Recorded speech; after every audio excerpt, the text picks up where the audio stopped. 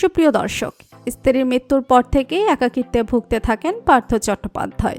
এরপর তার সাথে ঘনিষ্ঠ সম্পর্ক হয়ে ওঠে প্রাক্তনের শিক্ষামন্ত্রীর। তারা দুজনেই অনেক ভালো বন্ধু হয়ে ওঠেন।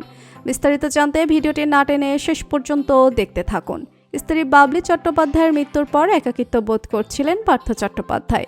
এরপর থেকে তার সাথে ঘনিষ্ঠ সম্পর্ক হয় অর্পিতা মুখোপাধ্যায়। এমনটা জানিয়েছেন পার্থ চট্টোপাধ্যায়ের বান্ধবী অর্পিতা মুখোপাধ্যায়।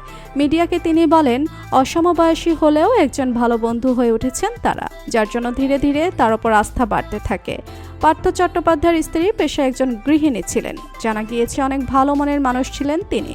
হঠাৎ করে স্ত্রীর মৃত্যু মেনে নিতে পারেনি পার্থ চট্টোপাধ্যায়। ভীষণ একাকিত্বে ভুগছিলেন মন্ত্রী। ঠিক তখনই তার সাথে বন্ধুত্বের সম্পর্ক গড়ে তোলে অর্পিতা। শুরু হয়ে যায় পার্থ চট্টোপাধ্যায়ের সাথে দিনরাত মেলামেশা।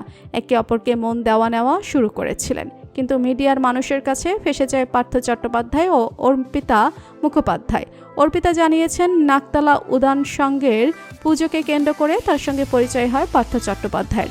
এর মধ্যে 2017 সালের 26 জুলাই মৃত্যুবরণ করেন পার্থ চট্টোপাধ্যায়ের স্ত্রী জয়ন্তী চট্টোপাধ্যায়। হঠাৎ করে হৃদরোগে আক্রান্ত হয়ে মৃত্যুবরণ করেন জয়ন্তী চট্টোপাধ্যায়। স্ত্রীর মৃত্যুর পর থেকেই একাকিত্ব ভুগতে শুরু করেন পার্থ চট্টোপাধ্যায়। এরপর থেকে পার্থ চট্টোপাধ্যায়ের সঙ্গে অর্পিতার ঘনিষ্ঠতা শুরু হতে থাকে।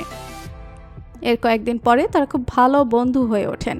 এছাড়াও অর্পিতা আরও বলেন, পার্থ চট্টোপাধ্যায় তার ফ্ল্যাটে যে টাকা রাখতেন তা তিনি টের পেয়েছেন অনেক পরেই।